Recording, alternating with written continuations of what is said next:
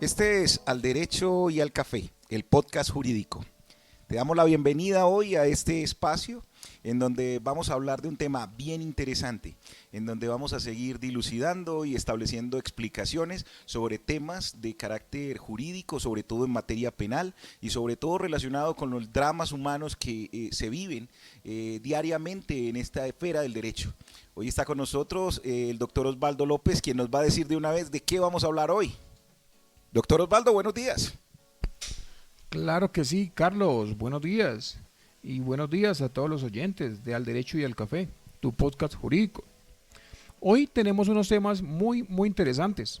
Vamos a tocar un poco lo que tiene que ver con las capturas.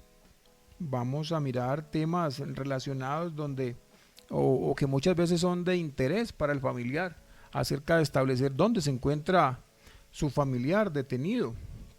¿Qué pasos hay que seguir una vez se ha establecido que esta persona se encuentra detenida? Asimismo vamos a mirar algunos temas referente precisamente a esas audiencias que vienen inmediatamente la persona está detenida. ¿Cuáles son las obligaciones que tiene la fiscalía en esas audiencias? ¿Qué es lo que debe demostrar? Audiencias que para muchos, o básicamente para la ley, están establecidas como audiencias preliminares. Y vamos a mirar, entre otros aspectos, lo que tiene que ver con el concepto, porque muchas personas unos hablan sobre elementos materiales probatorios, otros hablan sobre pruebas. ¿Cuáles son esos elementos que la fiscalía tiene que llevar precisamente a esa audiencia para, pues, básicamente formalizar algunos requisitos? Y como les había mencionado, pues vamos a mirar el concepto de esas audiencias preliminares, quiénes intervienen, cuál es el papel que desempeña cada una de estas personas, Carlos. Bueno, sabemos que son temas totalmente importantes, que son temas totalmente significativos para las personas que están en esta situación, Osvaldo. Y la idea es entonces que de una vez entremos en materia. Yo los invito entonces a que ustedes estén atentos y que se queden en este podcast Al Derecho y al Café.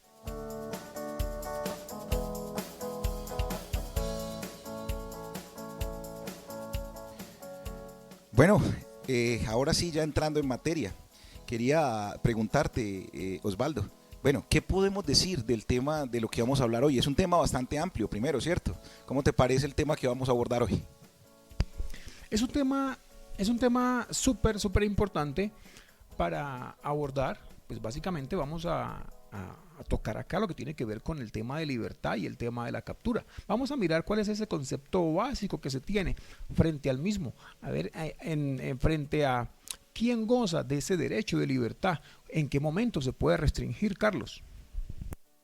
Bueno, lo que podemos decir de manera inmediata es que, bueno, para poder entender lo que significa el tema del que vamos a hablar hoy, que es la captura, sus requisitos, sus formalidades, lo que debe ocurrir con los familiares, qué deberían hacer, como un paso a paso de lo que pretendemos explicar en este día de hoy, es justamente eso. Es como establecer como una mirada amplia, general y en algunos momentos específica también de los aspectos propios de ese acto. Vamos a empezar por contar algo. Se presentan con mucha regularidad a nuestro despacho, a nuestra oficina, personas angustiadas que llaman o que vienen personalmente y su principal preocupación es justamente que un familiar o que ellos mismos han sido capturados y luego dejados en libertad o han sido capturados y vinculados a un proceso o sus familiares se encuentran privados de la libertad en un proceso. Entonces, lo primero que vamos a tratar de establecer justamente para poder entender lo que significa la captura es qué significa la libertad o qué significa y en dónde está establecida la posibilidad y la prerrogativa que tenemos al derecho a la libertad, Osvaldo. Por supuesto, Carlos. Pues básicamente estos conceptos de libertad tienen un desarrollo, un sustento constitucional y legal. Pues básicamente allí están contenidos cuáles son esos requisitos para que, digamos, una persona, primero para que la persona goce del derecho de libertad, dónde lo puede llevar a cabo, en qué escenario, ¿cierto? Y básicamente, pues allí mismo, tanto en el fundamento constitucional como legal, se establece también en qué momento se debe restringir y si, pues, a qué aspectos obedece. pues para el caso. Bueno, pero entonces el punto de partida será determinar algo que para quienes nos escuchan es como el punto apenas lógico de inicio. Y es, todas las personas en Colombia, por la Constitución, la Carta Política en Colombia, tienen el derecho a disfrutar de su libertad.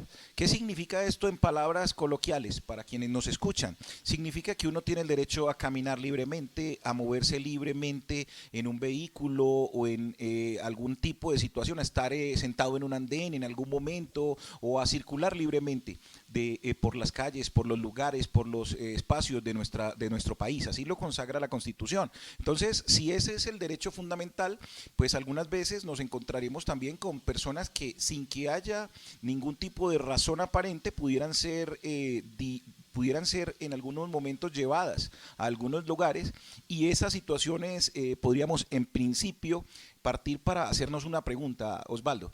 ¿Qué excepciones a esas restricciones de la libertad, en principio, esa libertad de locomoción y libertad de poder movernos para donde queremos, existen? ¿Cuáles son esas posibilidades que le son generadas al Estado para poder privar a la persona o restringirle su derecho a la libertad? Claro que sí, Carlos y amables oyentes. Pues básicamente hay eventos en que un familiar se entera que, un miembro de su familia pues lo han llevado a bien sea a un CAI o a una unidad o a una estación de policía. Pues no siempre obedece a la comisión de un delito, muy seguramente puede obedecer a una contravención de policía. Pues básicamente esta es una retención que pues muy seguramente va a ser transitoria, no necesariamente obedece a la comisión de un delito. O sea que de lo que estamos hablando, doctor Osvaldo, es que en los casos en los que se presenta o se puede presentar una situación en la que hay conducción, estamos hablando de que la policía tiene facultades para conducir a una persona sin que esté realizando una conducta aparente de delito, ¿la puede llevar a un comando de policía?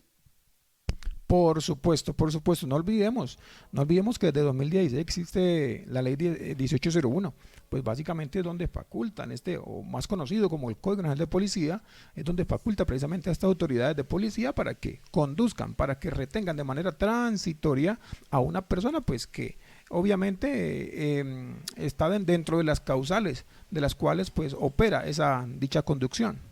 Bueno, pero entonces lo que debemos entender con esta afirmación es que, en principio, el derecho a la libertad implica que las personas tienen derecho a no ser molestadas, a poder transitar por el país, en su moto, en su carro, a pie, a estar en algún lugar sin que sean molestadas. Eso en principio. Si existe la necesidad en algún momento de que la persona sea identificada, de que se realicen actividades preventivas de la policía para establecer la identidad de una persona, esto podría permitir que a la persona se le llevara a un lugar, como acabas de mencionar, a un sitio como un comando, como un CAI, para ser identificada y para algunos actos que podrían incomodarlo y restringir su libertad, es lo que entendemos, ¿cierto? Por supuesto, son eventos, digamos, excepcionales, o sea, es decir, no es la regla general, aunque la facultad está dentro del Código de Policía, pues básicamente digamos que ese procedimiento es momentáneo. Es decir, es solamente hasta satisfacer ese percance, esa novedad, como tú lo has mencionado. Puede ser para efectos de dejar una simple anotación en los libros, puede ser para efectos de llevar dos personas que se encuentran pues bajo un conflicto o algún tipo de riña doméstica o que han alterado la tranquilidad pública, etcétera. Cierto, pero digamos que diferencia hay una modalidad que la puede realizar bien sea una autoridad de policía o un particular. Entonces estamos hablando bajo la figura de la captura en flagrancia. Aquí no olvidemos, ejemplo, sorprenden a alguien que está cometiendo algún tipo de conducta ilícita en sitio público, y cualquier persona, de acuerdo a nuestra constitución política, pues la puede capturar, ¿cierto? Y dejarla a disposición o presentarla ante una autoridad de policía. O bien lo puede hacer, digamos, bajo esta figura de la flagrancia, una autoridad de policía, cuando esta persona ha sido sorprendida y aprendida en la comisión de un delito. Entonces Entonces, lo que diríamos es que esa forma en la que nos acabas de decir es esa forma de coger con las manos en la masa, de coger cortico a la persona mientras está huyendo, mientras está haciendo, mientras fue, digamos, como los oyentes algunos entenderán, pillado en el momento. correcto, correcto, Carlos. Es así como muchas personas conocen esta figura. Como que fue, eh, digamos, aprendido o capturado con las manos en la masa. Así se conoce esta figura de la flagrancia, digamos coloquialmente, pues para las personas que de pronto no manejan la tecnicidad del derecho. Bueno, correcto. Entonces, estamos claros en que existe esa posibilidad de la captura en flagrancia, pero también existe una modalidad diferente y esta modalidad es aquella que se genera normalmente cuando hay una investigación previa, una investigación en que las autoridades saben que alguien eventualmente ha sido responsable o tienen idea de que puede ser responsable de un delito y empiezan una investigación, recogen testimonios, recogen evidencias y ante un juez de control de garantías hacen una solicitud para que efectivamente ese juez expida una orden de captura. Esa orden de captura inmediatamente se monta un sistema y ese sistema genera que cuando una autoridad retenga o genere una requisa y haga una consulta de los datos de una persona, pues en ese momento pueda verificar si efectivamente tiene o no tiene requerimientos judiciales. Eso es lo que vemos comúnmente en los retenes y en los controles policiales, ¿cierto? Claro que sí, claro que sí. Entonces, allí es donde mencionamos o podemos señalar que hace referencia a una captura por orden judicial, una captura por orden de un juez con función de control de garantías. No olvidemos que esta figura pues nace, digamos, en su momento con la generación o con la creación del nuevo sistema penal acusatorio. Esta figura o esta facultad o potestad anteriormente estaba dada en cabeza de la Fiscalía General de la Nación, pero hoy en día quien está facultado para emitir esas órdenes de captura, amables oyentes, es un juez con función de control de garantías, la cual pues debe cumplir unos requisitos de ley.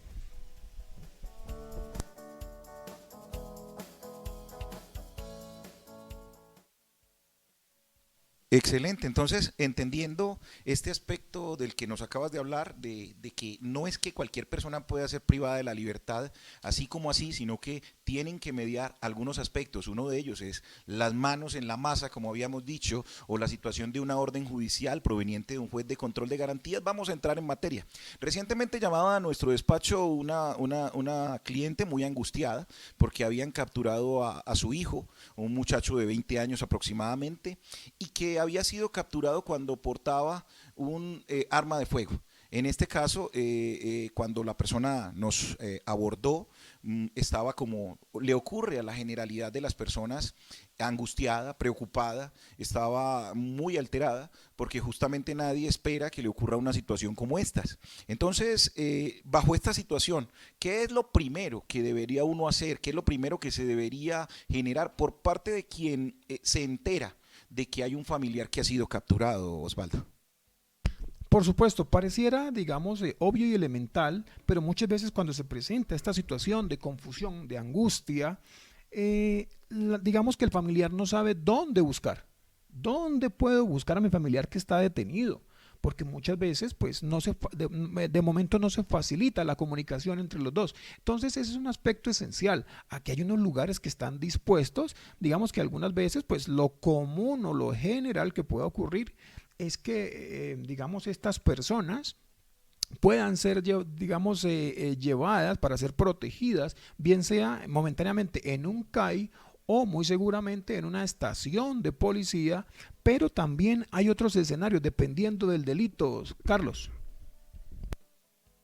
Bueno, es claro entonces que lo que ocurre entonces cuando a una persona la capturan es que lo primero que parece ser lógico es que quien la captura la lleva al lugar en donde está adscrito. Entonces, si es el policía de un pequeño pueblo, pues normalmente lo que va a hacer es poner a disposición y llevar a la persona al comando de policía de ese lugar. Si es el Gaula que realizó un operativo en el que capturó a alguna persona por alguna flagrancia en un delito de extorsión, pues básicamente rápidamente lo van a llevar al Gaula. Si es una situación en la que el CTI adelantaba un operativo y encontró un delito en flagrancia, pues va a llevar a la persona muy probablemente al CTI. Entonces, esa es el primer tip que creo que es importante de hoy, Osvaldo, y creo que es importante porque la información, como decíamos en nuestra primera emisión, es poder. Y cuando uno sabe dónde se encuentra el detenido, pues ya tiene un espacio avanzado para entender entonces a dónde dirigirse, pero además de a dónde dirigirse, generar por lo menos el entendimiento primario acerca de quién es el juez competente de estas situaciones, porque obviamente el factor territorial es muy importante. Así es, Osvaldo. Claro que sí, Carlos. A partir de aquí vienen unos aspectos muy importantes a establecer. Y de aquí, pues, es importante que, digamos que inicialmente, si así lo amerita, digamos que el lugar, aquí pueden haber dos entrevistas esenciales. Una tiene que ver con el familiar, con la persona detenida, o desde allí establecer unos pasos a seguir. Muy seguramente pues tiene que tomar la decisión, bien sea la persona detenida o la familia, en establecer, bueno, quién vamos a quién vamos a otorgarle ese poder de representación y los pasos que vienen allí que son importantes desde las mismas audiencias preliminares, Carlos. Bueno, entonces lo que queda claro es que cuando una persona es conducida a un lugar como estos, en los que hemos mencionado, y efectivamente entonces esta persona informa a su familiar acerca del lugar en donde puede estar en ese momento privado de la libertad o retenido, pues obviamente viene como ese principio, ¿cierto? Primero, pues obviamente mantener la calma, sería una recomendación muy importante por parte de los familiares. Sabemos que del afán no queda sino el cansancio, y esto implica tener la cabeza un poco despejada, por lo menos para entender los pasos que hay que seguir. Tú hablabas de los pasos y que empiezan con la posibilidad de contar con un defensor, definir quién va a ejercer la defensa técnica de una persona, y también hacía referencia a que esto puede ser por parte de un defensor público o por parte de un defensor de confianza. ¿Podrías hacernos una pequeña claridad acerca de en qué casos es viable la situación de un defensor público? Claro que sí, Carlos. Muy seguramente hay momentos en que una persona, pues, digamos, ha cometido una conducta o por lo menos está, digamos, vinculada a una investigación, está capturado en ese momento, pues necesita, digamos, que uno de los derechos que le asisten en ese momento, digamos, es la asistencia y representación, la orientación de un defensor. Digamos que la normatividad en Colombia establece, digamos, dos aspectos esenciales. Uno es el evento en que la persona ha cometido un delito, o por lo menos vinculado a un delito, a una investigación, y no tiene cómo costear, no tiene cómo sufragar, digamos, un abogado contractual. Entonces, digamos que el Sistema Nacional de Defensoría Pública le va a asignar uno. Es lo que anteriormente se conoce, o se conocía más bien como un abogado de oficio. Bien, pero también hay otra figura de la cual les va a mencionar el doctor Carlos, y básicamente hace referencia a cuando la defensa o la representación es contractual o sufragada, Carlos. Bueno, respondiendo a esa pregunta, Osvaldo, creo que es justamente el desarrollo, como lo habíamos mencionado anteriormente, desarrollo del derecho a la libertad. La persona que tiene un proceso penal tiene la posibilidad de decir, yo quiero contratar un abogado, y yo quiero contratar un abogado teniendo en cuenta que me genera más confianza la posibilidad de que ese abogado sea un abogado que yo contrate y que yo pague sus gastos, a que sea un abogado que me asigne el Estado. Y bajo esas condiciones, pues lo que seguiría a continuación sería mirar una serie de situaciones particulares frente a la calificación o cualificación de ese profesional, ¿cierto? Esa debería ser como la situación, pero en términos generales, esa defensa o representación contractual obedece al acuerdo entre la persona que está en ese momento en el problema y un abogado, que ojalá que cumpla con los requisitos, por decirlo de alguna manera, o las condiciones, es la palabra correcta, para desempeñarse dentro de esta área del derecho. Bueno, luego de que ya surgen todas estas situaciones en las que se tiene la información, en las que se ha decidido qué abogado va a ser el que va a asumir la responsabilidad de adelantar la defensa técnica de la persona, pues sigue un aspecto que es fundamental. El abogado que ingresa al proceso debe ser un abogado que mínimamente tenga conocimiento en derecho penal. Esa es la primera recomendación y el primer tip que te vamos a traer en el día de hoy, porque no es cualquier abogado el apto o el idóneo para poder adelantar una defensa en materia penal. Algunas veces las personas dicen, no hombre, yo tengo un primo, tengo un tío, tengo un amigo, tengo un familiar que es abogado y yo sé que él es abogado y acaba de salir de la universidad y voy a pedirle el favor de que represente a fulanito que se encuentra en este momento recién detenido por un homicidio. Hombre, cuando uno analiza ese tipo de situaciones, tiene que llegar a la primera recomendación. No es lo mismo una persona que tiene el conocimiento sobre el área que una persona que apenas está empezando, y eso justamente implica que cualquier error o cualquier situación que se genere dentro de una defensa inadecuada por este factor de no tener la experiencia suficiente, pues pueda dar al traste y generar un tema tremendo de pérdida de oportunidades, así como de situaciones en las que en lugar de hacer un favor se termine haciendo un perjuicio. Cuéntanos, Carlos, tú has mencionado enseguida que hace referencia, hombre, las ventajas que se tendría, o más bien la recomendación. Muchas veces tenemos ese familiar hombre, se acaba de graduar, o por lo menos es abogado, o por lo menos maneja una línea distinta, una línea civil de familia, etcétera, pero no la línea especializada del derecho penal. Pero cuando nos encontramos precisamente, como cuando uno tiene ese problema, Carlos, esa necesidad de defensa, pero uno encuentra a un abogado que tiene experiencia, que es penalista, pero que además de eso conoce el contexto, conoce el escenario, conoce los intervinientes y las partes que muy seguramente se va a encontrar en el proceso. ¿Qué ventajas ofrecería, Carlos?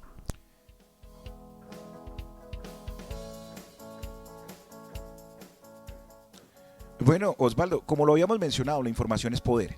La información es poder y no podemos olvidar que cuando en la universidad se les enseña a los abogados cómo es la lucha en el escenario penal, estamos hablando de que es el ciudadano el que se enfrenta al Estado. Y en esas condiciones, cuando el ciudadano se enfrenta al Estado, pues el ciudadano necesita de las mayores herramientas y garantías, entre ellas la información, para poderse defender de una manera debida. Y en este sentido, pues obviamente lo que acabamos de mencionar con relación a la idoneidad, que es un punto muy importante y que parece hasta lógico, que parece evidente, no lo es siempre. Las personas creen que cuando se enfrentan a un proceso penal, podrían salir de cualquier manera y con cualquier persona que sea profesional en el área del derecho. Yo creo que con eso uno podría ir entendiendo que la gran conclusión de este aspecto es justamente esa, que hay que generar una defensa responsable. Si no se tiene los medios para acudir a una persona idónea para afrontar una defensa penal, yo creo que lo ideal y la principal recomendación sería que se someta a la defensa de la Defensoría del Pueblo. Y ello porque por lo menos en ese sentido va a encontrar profesionales que son fogueados constantemente y que tienen por lo menos experiencia a fuerza de el tiempo que han permanecido en la institución para conocer y afrontar una defensa. Pero bueno, yo creo que luego de hablar de este aspecto, ya lo que viene es entrar en los temas puntuales. Bueno, estábamos viendo y vamos a tratar de seguir trabajando sobre el caso hipotético del que hemos hablado hace un momento. La persona que nos llama y nos dice vamos a iniciar porque mi familiar está detenido y en este momento se encuentra privado de la libertad en el comando de policía, la audiencia es en 1 hora y necesito que hagamos algo, que usted me lo represente. Ya superamos todos esos escenarios. Vamos a hacer como una especie de test. ¿Qué se debería en estos casos? ¿Cuáles son los aspectos que se tienen que tener en cuenta para llegar a la audiencia de legalización de una captura?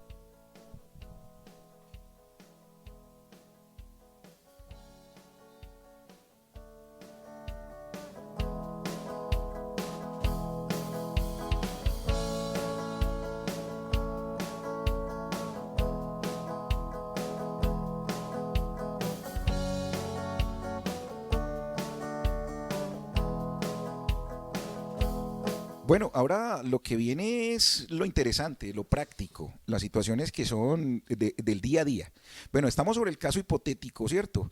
¿Qué seguiría en toda esta situación? Doctor Osvaldo, ¿qué nos puedes decir al respecto? Bueno, básicamente ya una vez superado los temas de establecer pues dónde se encuentra el detenido, pues ya esos, una serie de pasos como eran esas entrevistas, establecer digamos una situación previa frente a la situación de captura de esta persona que nos manifieste, cómo fue capturado, quién lo capturó, qué fue lo que le hallaron en su poder o si se encontraron en un lugar distinto, la información que se pudo haber recogido es interesante, pero bien, hay que superar digamos este paso. Y aquí nos vamos a encontrar pues precisamente frente a una audiencia, digamos una de las preliminares o iniciales hace referencia a la audiencia de control de legalidad de esa captura. Básicamente pues nos vamos a enfrentar, aquí van a haber digamos unas personas intervinientes. Dentro de esta audiencia, no, pues para los oyentes, esta audiencia tiene digamos, debe cumplir unos requisitos. Pues frente a la misma, pues debe ser presidida por un juez con función de control de garantías, quien pues va a tomar una decisión con base en lo que se le logre allí, digamos, establecer. Básicamente, pues vamos a encontrar allí, que también hace parte de esta audiencia, la Fiscalía General de la Nación, un fiscal delegado, asimismo, quien va a representar a la persona detenida o capturada. Hace referencia bien sea al abogado contractual o representación a través de la Defensoría Pública. Asimismo, señores, pues muy seguramente pues vamos a encontrar aquí un representante del Ministerio Público, pues quien va a ser como garante, digamos, de lo que se va allí, de la legalidad de las actuaciones, ¿cierto? Y de los derechos que le corresponden a las partes intervinientes. Entonces, bien, sin embargo, pues aquí se van a establecer unos test o se van a, digamos, a determinar unos aspectos que son esenciales frente al procedimiento de captura, y esto es importante pues porque con base en ello pues el juez no le queda otra medida que establecer si esta captura va a ser legal o ilegal. Carlos, ¿cuáles serían entonces esos aspectos, Carlos? Bueno, Osvaldo, son tres aspectos fundamentales los que se revisan cuando una persona es capturada. Sí, en el caso del que hablábamos ahorita de la cliente que llama y nos dice que tiene a su hijo detenido por una situación de un porte ilegal de arma de fuego, pues básicamente lo que se presenta es un tema en el que lo que hay que verificar en principio es si realmente existió la condición de flagrancia. O sea, si realmente la persona fue sorprendida en las condiciones en las que se dice que la flagrancia existe. O sea, si fue cogida con las manos en la masa. Este es un tema que es más profundo de simplemente lo que acabo de decir, porque las condiciones de flagrancia legales han sido entendidas de diferentes maneras. Y este aspecto es un aspecto que el abogado defensor debe tener en cuenta.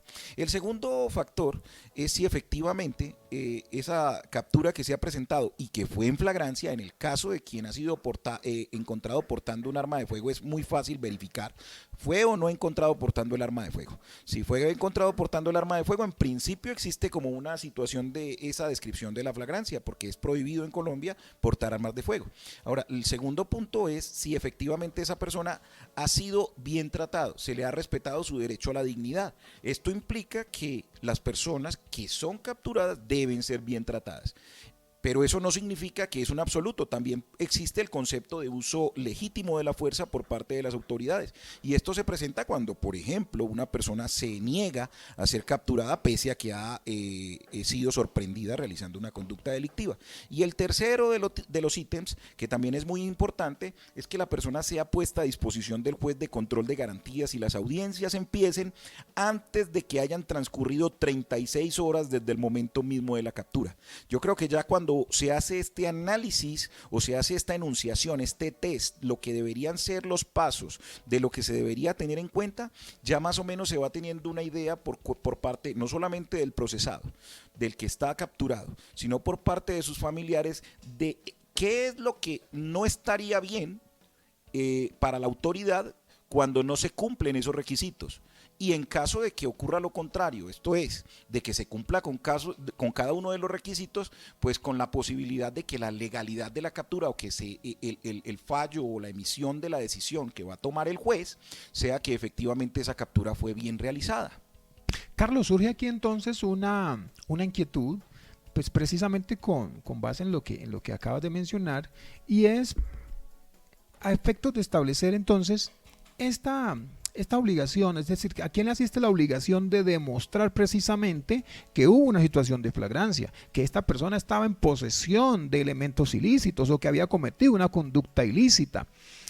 ¿A quién se lo debe demostrar? cómo lo debe hacer, decir, o sea, ¿a quién le podíamos entonces atribuir esta responsabilidad de demostrar? ¿Esto le asiste a la defensa, Carlos, o a una autoridad en particular?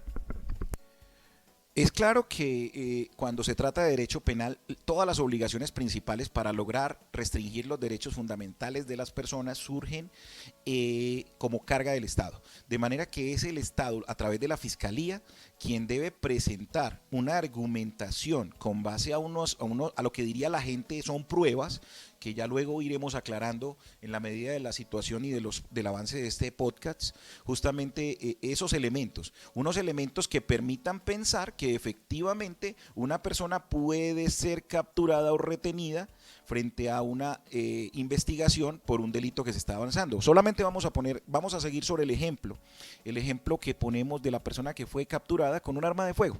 Si esa persona fue capturada con el arma de fuego, el informe de policía es uno de los elementos que el juez va a tener en cuenta para hacer un análisis y determinar si la persona fue bien capturada o no. ¿Por qué? Porque en el informe de captura se van a dejar como las circunstancias de tiempo, modo y lugar en las que la policía o el funcionario de policía describe qué fue lo que encontró y por qué capturó a una persona, cuál era el elemento o cuál era la conducta que él podía determinar que podía ser un delito. Pero no todas las veces es tan fácil. No es lo mismo una flagrancia en el delito de porte ilegal de armas de fuego que una flagrancia que se pueda presentar en un delito de cohecho, cuando alguien le ofrece dinero a un policía para que lo deje ir de un escenario, por ejemplo. Son diferentes situaciones, pero que igual, de manera parecida, terminan funcionando, porque al final hay que hacer un análisis justamente de ese aspecto en particular.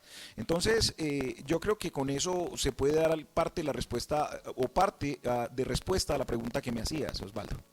De la temporalidad, ¿cierto? Entonces mencionabas tú que, digamos, las autoridades, básicamente la fiscalía y digamos que la misma judicatura tienen una responsabilidad, y es precisamente de solventar esta situación de esta legalidad de captura dentro con un plazo máximo de 36 horas. Igualmente mencionabas otro de los requisitos para establecer que esta captura fue legal. Básicamente mencionabas el tema de buen trato. Esta persona no fue torturada, no fue lesionada, no, de una u otra manera no fue obligada, digamos, no fue afectada física ni psicológicamente para entregar información o para establecer su misma, digamos, un elemento ilícito que pudiera haberse adjudicado. Entonces, básicamente mencionaba estos aspectos. ¿Qué le queda entonces, Carlos, digamos, al director de esta audiencia, al juez de control de garantías, una vez analizado, digamos, los elementos y la información misma que presenta la fiscalía, y a la vez, digamos, esa posición adversa que muy seguramente va a presentar la defensa frente a lo que pretende demostrar la fiscalía? ¿Qué le queda entonces, Carlos, al director de esta audiencia, que es el juez de control de garantías? Bueno, es una muy buena pregunta, porque vamos a abordar entonces esa pregunta desde los diferentes puntos de los sujetos que participan en ella. El juez tiene un papel fundamental dentro de esta audiencia de legalización de captura.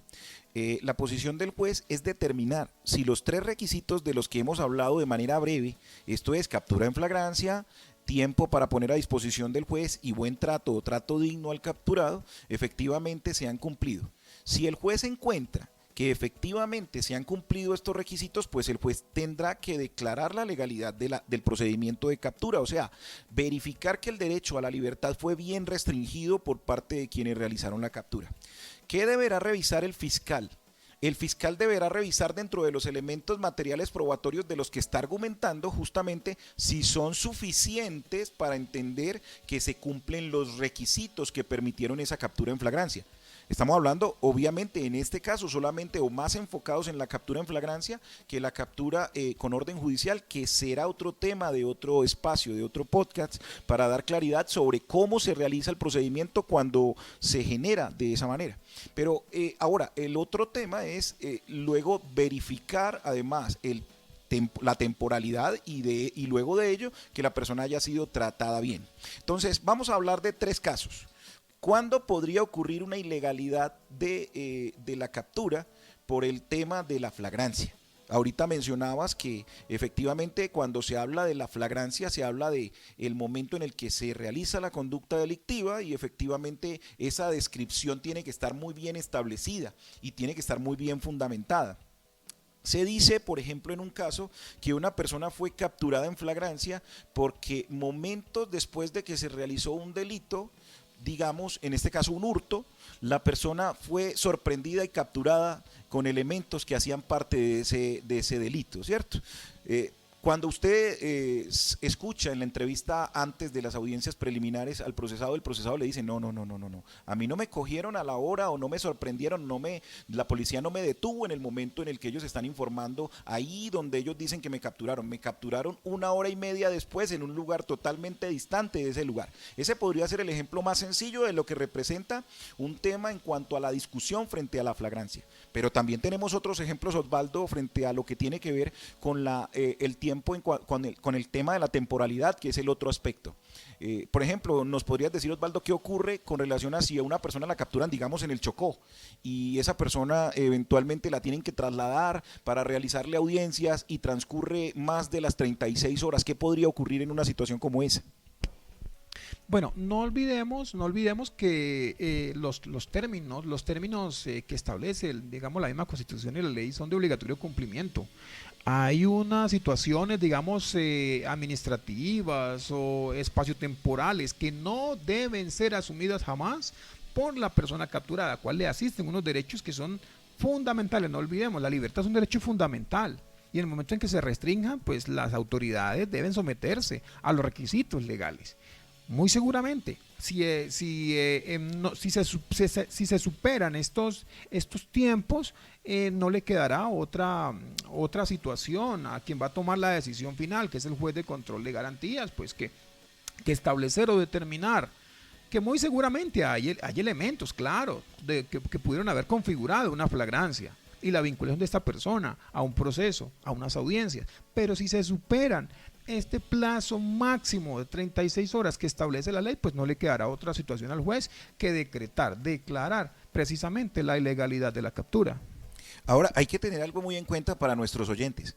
En todo caso, cualquier comportamiento del propio procesado para hacer más larga la espera para que empiecen las audiencias puede ser expresado como la situación de una causa razonable atribuible a la defensa para que ese plazo o ese término no se pudiera respetar. Entonces imagínense ustedes el caso de la persona que dice yo voy a contratar un abogado, pero el abogado nunca llegó a la audiencia y mientras se generaba la búsqueda del defensor público nuevamente se pasaron las 36 horas. Si quedaron las constancias como deben quedar acerca de que efectivamente ese retraso se generó por una causa atribuible a la defensa, pues resulta muy difícil establecer ese tipo de falencia o ese tipo de falla dentro del cumplimiento de ese término.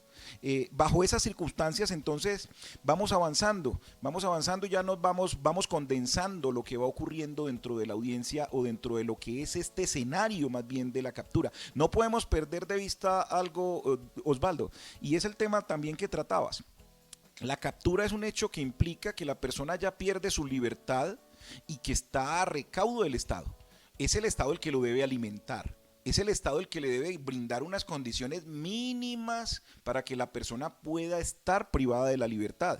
Entonces, esos temas también podrían ser relativos o atinentes a la dignidad humana. Si a una persona la capturan y durante todo el tiempo de su captura, aún cumpliendo el requisito del cumplimiento del término, por decirlo de alguna manera, a esa persona no se le brinda ni agua, ni se le permite ir al baño, se podría pensar que ese aspecto atenta contra el derecho a la dignidad humana y eso podría ser considerado como un maltrato que pudiera generar la ilegalización de la captura. Pero todos estos aspectos de los que estamos hablando tienen un único escenario. ¿Cuál es ese escenario?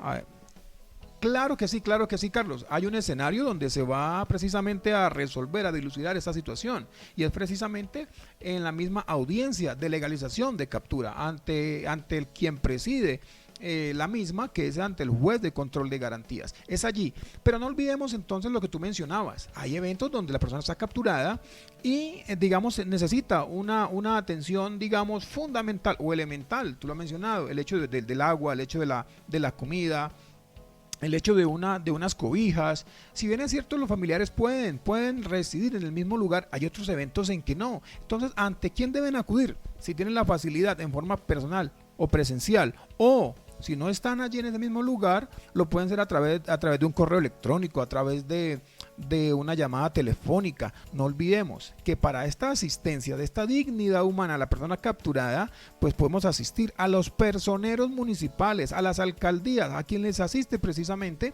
esa obligación de solventar estas necesidades básicas de las personas detenidas, Carlos. Hay una realidad muy grave que está ocurriendo últimamente en las estaciones y comandos de policía. Sabemos que el sistema carcelario colombiano está totalmente colapsado y vemos cómo las personas permanecen de manera indeterminada o indefinida en muchos comandos de policía, atadas a las rejas, con esposas puestas de manera permanente, limitados totalmente en su libertad. Es un hecho del que vale la pena hacer reflexión porque muchas personas se encuentran en esa condición y son las personerías y las procuradurías las que están llamadas a verificar cuáles son esas condiciones de privación de la libertad y de derecho y de respeto por la dignidad humana de los procesados que están privados de la libertad. Pero bueno, eso se aleja un poco de lo que estábamos hablando, pero retomando el tema entonces, ya hemos visto entonces que ese cumplimiento se verifica, se puede de alguna manera garantizar en el momento en el que se realizan las audiencias preliminares, pero obviamente estos planteamientos tienen que ser realizados, no es que porque ocurrieron, porque se averiguó que ocurrieron, porque se supo que ocurrieron, porque hay testigos que dicen que esos hechos ocurrieron, quien adelanta la defensa pueda eventualmente guardar silencio o simplemente quedarse callado esperando a que el juez lo encuentre como por una especie de casualidad o de suerte. No, corresponde a la defensa técnica hacer cuando encuentra que ocurren falencias frente al tema de la temporalidad, al tema de la flagrancia o al tema del trato por el procesado, por el detenido, pues justamente en el momento que corresponde en la audiencia hacer oposición frente a esa captura o frente a la legalización de la captura por estar contraria a algunos de los requisitos que hemos hablado. Hay unos aspectos aquí, Carlos, que tú los acabas de mencionar, precisamente donde hay inconsistencias, irregularidad en el procedimiento de captura. Entonces aquí como para ir cerrando ya este tema de precisamente de esta primera audiencia, que es la legalidad de captura, y qué es lo que se hace, cuál es la decisión que se toma, si llegase entonces, digamos, el juez de control de garantías a establecer, de acuerdo a la información, de acuerdo a los elementos que fueron allegados por la Fiscalía al proceso, ¿cuál es la decisión entonces que debería tomar el juez de control de garantías? ¿Y qué consecuencias tendría entonces en ese momento para los derechos que le asisten a la persona capturada? Es decir, si el juez llega a establecer de que hubo una ilegalidad de la captura, es decir, allí, ¿qué vendría como consecuencia para la persona que está allí detenida o capturada, Carlos? Bueno, esa es una respuesta importante porque justamente cuando una persona es capturada, se le es restringido su derecho a la libertad del que hemos venido hablando. Esa persona que está en esa condición, pues tiene una situación. Si se alega que fue ilegal la captura, y el juez llega a la conclusión de que esa captura efectivamente fue ilegal por no cumplir con cualquiera de los requisitos de los que hemos hablado previamente, pues el juez tiene que declarar la ilegalidad de la captura y la consecuencia inmediata es la libertad del ciudadano. Tiene que ser traducida en la libertad efectiva. Esto significa que el ciudadano tenga la oportunidad de abandonar físicamente las instalaciones o el lugar en donde se está haciendo la realización de la audiencia. Y eso efectivamente es una de esas prerrogativas que permite, porque justamente a través del derecho a esa dignidad y el derecho al buen trato aún por parte de las autoridades, también existe la posibilidad Osvaldo, de que las personas sean convocadas a través de citación para afrontar sus procesos. O sea, la captura no necesariamente es la única herramienta. Claro que sí, Carlos. Entonces vendría una pregunta que sería, digamos, el ciudadano del común, para la persona que no conoce, digamos, ya la particularidad del derecho. Y es, ¿qué pasa con mi familiar? Como lo dejaron en libertad, ¿es inocente? ¿Hasta ahí llegó el proceso? ¿Ahí se acabó todo? ¿Tú qué le dirías a esas personas, Carlos?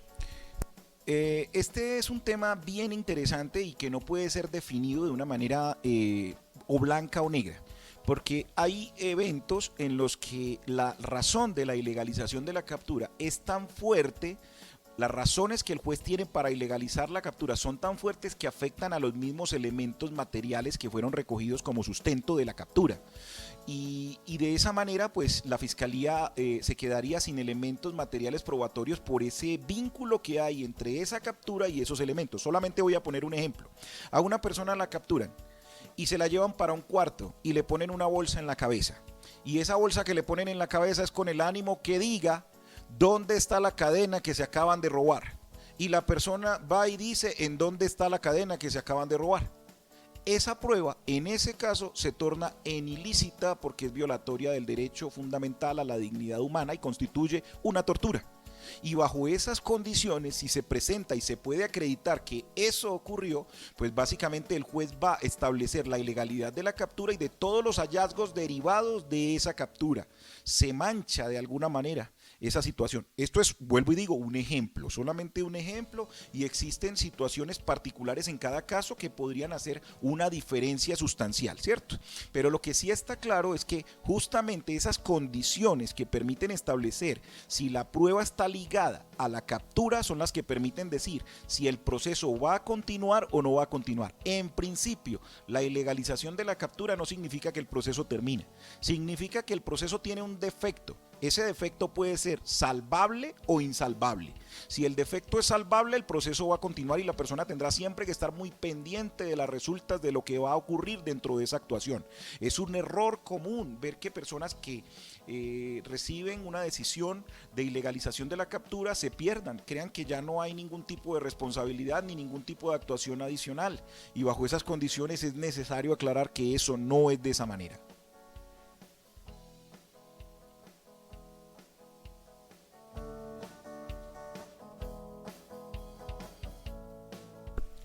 Bueno, creo que ya llegando como a la conclusión que pretendemos sea realmente útil para las personas que nos escuchen, tiene que ver con que, bueno, vamos a hacer un pequeño resumen. Ya vimos que cuando una persona es capturada es importante que los familiares obtengan la mayor información para que asimismo tengan la posibilidad de informarle al abogado que sea de la defensoría o sea de su confianza, vayan a encomendar a la defensa. La segunda situación es que se verifique a través de entrevista la versión del propio procesado y se establezca antes de la audiencia efectivamente cuál es su idea de las razones por las cuales ha sido privado de la libertad de manera momentánea. Luego de eso hacer un contraste entre lo que son los elementos que la fiscalía está obligada a mostrar que constituyen esos tres requisitos, esto es la condición de flagrancia, la situación del buen trato y el hecho del término máximo para poner a disposición de un juez, que se verifiquen y se cumplan efectivamente. O si no se cumplen, dentro de la audiencia hacer eco de esos aspectos. Hay recomendaciones que creo que son fundamentales y estas recomendaciones que son fundamentales es justamente orientada según la parte de la que se trata. El fiscal tendrá que cumplir esos requisitos con lo que tiene. La defensa tendrá que hacer una crítica seria, argumentada y fundamentada en los elementos que haya podido recoger, que son difíciles porque normalmente las flagrancias ofrecen poco tiempo para recoger elementos, pero además de ello, pues también tendrá que ver una situación de análisis a los tiempos establecidos dentro de la ley, si se cumplieron o no. Si ya esos aspectos han sido de alguna manera superados, pues llegará el momento en el que en la audiencia se haga eco de cada una de esas situaciones y cada una de las partes desde su punto de vista y basado en las pruebas y en la interpretación de las pruebas que le da, le hará la petición al juez y el juez, teniendo en cuenta como único guía la Constitución, la ley, los tratados internacionales, el bloque de constitucionalidad, tendrá que tomar una decisión y esta es la que hoy estamos tratando de resolver en este podcast y es si la captura fue bien hecha o si la captura fue mal hecha, con las condiciones o las conclusiones o las consecuencias de las que hemos conversado hace un momento. Ahí yo creo que unas recomendaciones también adicionales. Las personas somos dadas a firmar sin leer. Las personas somos dadas muchas veces a hacer situaciones solamente porque alguien dice que las hagamos. Una de las recomendaciones es que si una persona está siendo privada de la libertad o usted es privado de la libertad y escuchó este podcast, cuando le digan, venga, firme aquí, preste atención a qué está firmando. Si es una incautación, si realmente las condiciones descritas dentro del documento corresponden, porque si usted no está de acuerdo, usted podría decir, en el uso de su derecho a esa libertad, no voy a firmar porque eso no corresponde a la verdad, y hacérselo saber a su abogado, hacérselo saber en los escenarios que sea necesario a las personas que aparecen dentro de la actuación. Carlos, tú acabas de decir un aspecto muy fundamental frente a las capturas.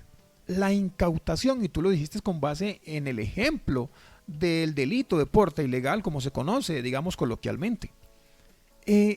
Esta persona muy seguramente le diligenciaron un acta de incautación. ¿Significaría eso el hecho de que una persona firme esa acta de incautación, que se está autoincriminando, que está aceptando la responsabilidad frente al delito, o tiene otra finalidad esta firma de este documento cuando, pues digamos que la autoridad de policía le dice, firme este documento aquí? Como muy seguramente le pueden decir, fírmeme esta acta de buen trato, donde muy seguramente él fue... Bueno, como decíamos, en principio es al Estado el que le corresponde demostrar la responsabilidad de las personas. Y se supone que el Estado debe estar en capacidad, aún sin la participación activa de la persona firmando documentos o reconociendo responsabilidades o reconociendo hechos, el Estado debe estar en capacidad de probar lo que está firmando de una persona de manera independiente. Porque las personas por sí mismas no pueden ser utilizadas para demostrar su propia culpabilidad.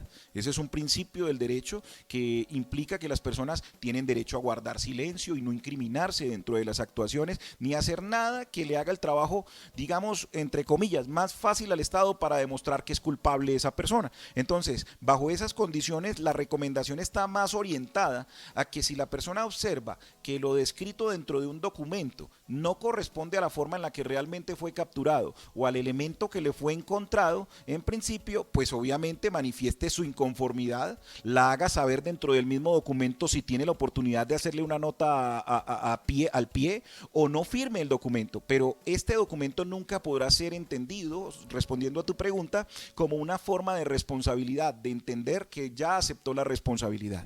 Que sí, amigos de Al Derecho y al Café, apenas aquí ha iniciado el proceso, apenas aquí esta persona se le está legalizando su captura. Muy seguramente más adelante tendremos unos podcasts muy interesantes, digamos en las audiencias subsiguientes. Vamos a mencionar entonces alguna de ellas, como son audiencia de imputación de cargo, en qué consiste, quién la realiza, qué es lo que se determina allí en ese momento, cuál es la oportunidad precisamente para el procesado, para el imputado allí. ¿Qué estrategia defensiva a través de allí se debe formular? Muy seguramente ustedes habrán escuchado, es que se allanó a cargos, pero muy seguramente a través de un buen defensor, a través de un buen abogado penalista se establece, no hay que aceptar esos cargos. ¿Por qué? Porque nuestra estrategia de defensa consiste en eso, porque hay flaquezas, hay falencias en la teoría que trae la Fiscalía. Pero eso lo vamos a abordar más adelante, precisamente en un podcast dedicado a la audiencia de imputación de cargos. Y más adelante abordaremos las siguientes. Entonces, de esta manera, señores y señoras, amigos de Al Derecho y al Café, aquí ya estamos entonces dando conclusión a esta sesión, a esta tacita de café que hemos compartido en este momento, Carlos. Esto es Al Derecho y al Café.